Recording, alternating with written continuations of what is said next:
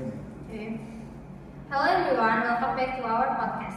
Today we are going to discuss a very interesting book titled Handbook of Communication Competence.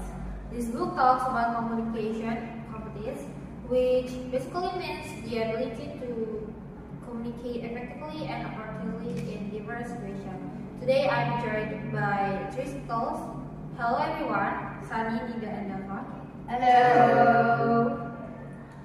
Alright Sunny, can you start by explaining what this book is generally about?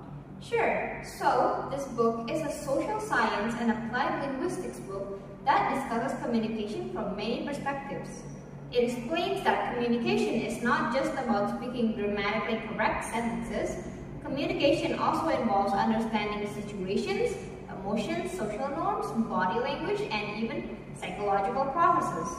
The book is divided into several sections like foundations of communication, language acquisition, adult communication skills, communication training, and language disorders.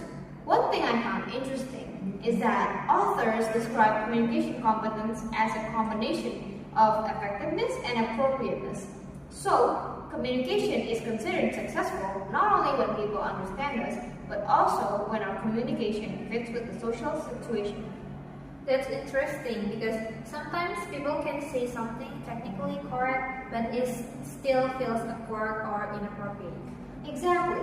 The book emphasizes that communication depends heavily on context. Nida, according to the book, why is communication competence so important in everyday life? The book explains that communication affects almost every aspect of human life.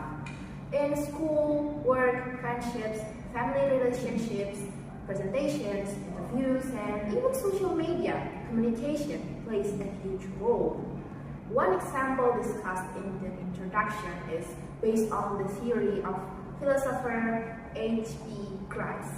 He explained that conversations work because people cooperate with each other. For example, people are expected to give enough information, tell the truth, stay relevant, and speak clearly. But interestingly, some people sometimes intentionally break these rules to create humor, sarcasm, or irony. Oh, so when someone says, "Wow, great job," sarcastically after a mistake, that's actually part of communication competence too. Yes, exactly. Understanding sarcasm or indirect meaning requires social awareness and shared understanding. The book also mentions something called common ground, which means shared knowledge between people in a conversation. Without common ground, communication can become confusing. Okay, now let's move to how communication develops. What does the book say about that? The book explains that communication competence develops gradually from childhood. Babies first learn sounds, then words, then social meanings. One fascinating part is that children learn communication not only from words but also from gestures, facial expressions, and interactions with people around them. The book even discusses sign languages acquisition. Deaf children and hearing children actually go through similar stages of language development.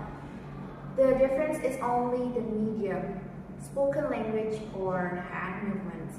Another important point is that communication competence is connected to the brain, cognition, and emotion.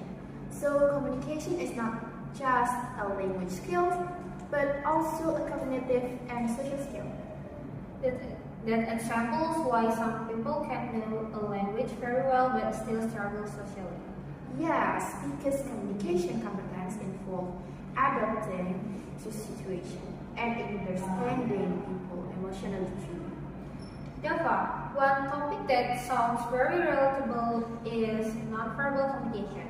Can you explain it?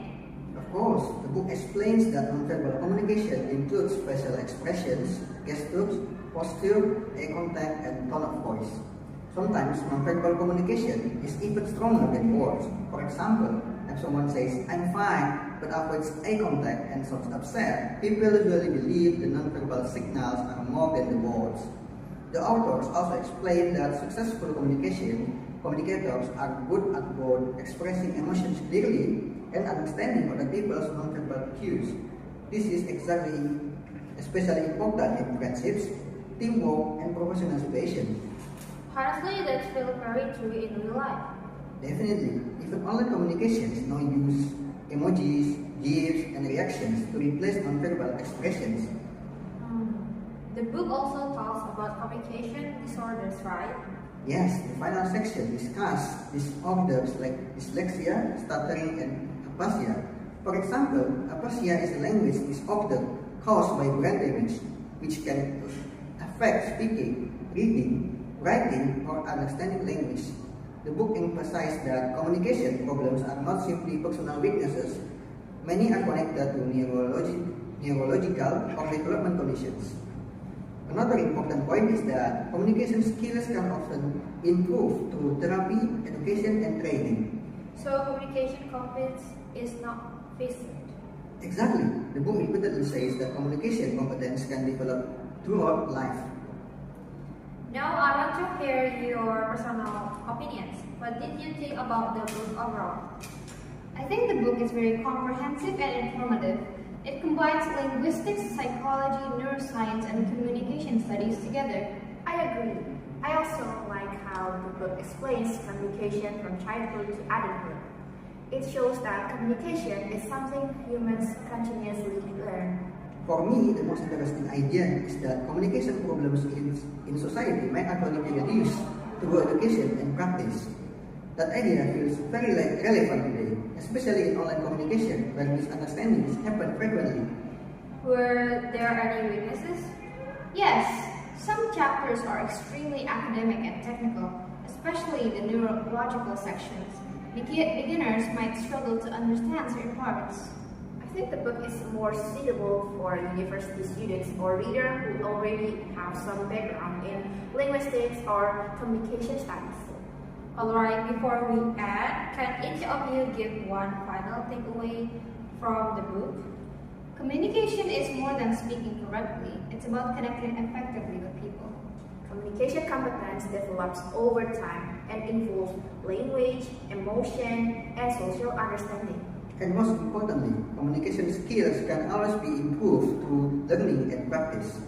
That's a great conclusion. Thank you everyone for joining today's discussion about Handbook of Communication Practice.